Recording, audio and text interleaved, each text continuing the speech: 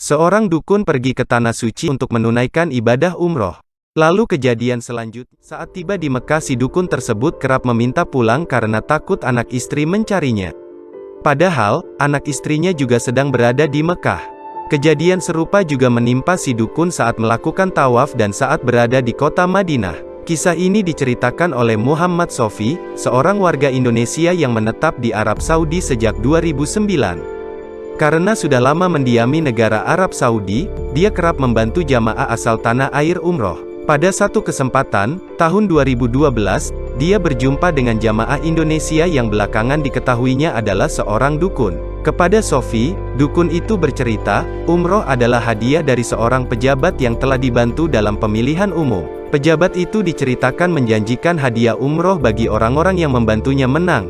Salah seorang di antara mereka adalah si dukun yang baru dikenal Sofi itu. Pejabat itu pun menepati janji dan memberangkatkan umroh orang-orang terpilih, tentu saja salah satunya dukun tersebut. Saat tiba di Mekah, dukun itu tiba-tiba meminta pulang dengan alasan takut anak-anaknya mencarinya karena sudah tidak pulang berhari-hari. Hal serupa juga terjadi saat mereka tiba di Madinah.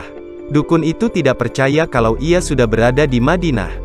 Malahan si dukun itu menganggap hotel di Madinah itu adalah sebuah hotel yang merupakan lokasi yang sering dilewatinya setiap hari. Bahkan dukun ini mengatakan sering melewati hotel yang ada di Madinah itu menggunakan ojek.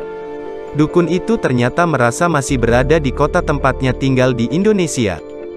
Sofi yang saat itu bersama si dukun heran melihat reaksi dukun.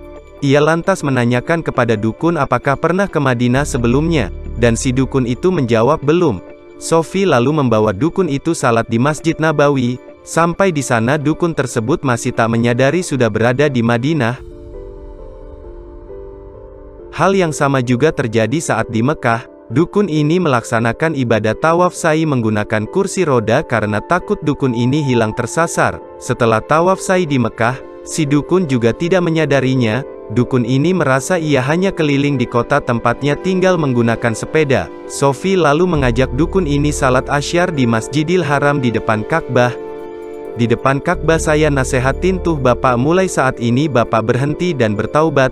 Di depan mata Bapak ini Ka'bah kiblat kita, saya suruh berhenti dan membuang peralatan dukunnya, kata Sofi. Mendengar perkataan Sofi, dukun ini marah. Ia tak bersedia membuang peralatan dukunnya karena mengaku menggunakan Al-Quran. Saat makan malam bersama jamaah lain, Sofi mengatakan ke jamaah lain sudah membawa dukun itu salat di depan Ka'bah. Saat itu ditanya sama orang, apa sudah melihat Ka'bah? Si dukun jawab bahwa dia tidak melihat Ka'bah, hanya melihat gambarnya Ka'bah saja. Dukun itu baru sadar berada di tanah suci saat melaksanakan tawaf wada atau tawaf pamitan. Waktu tawaf pamitan karena khawatir hilang, saya pegang, saya gandeng tangannya. Setelah selesai, Bapak ini bilang alhamdulillah kita sampai juga di kota suci Mekah bisa umroh.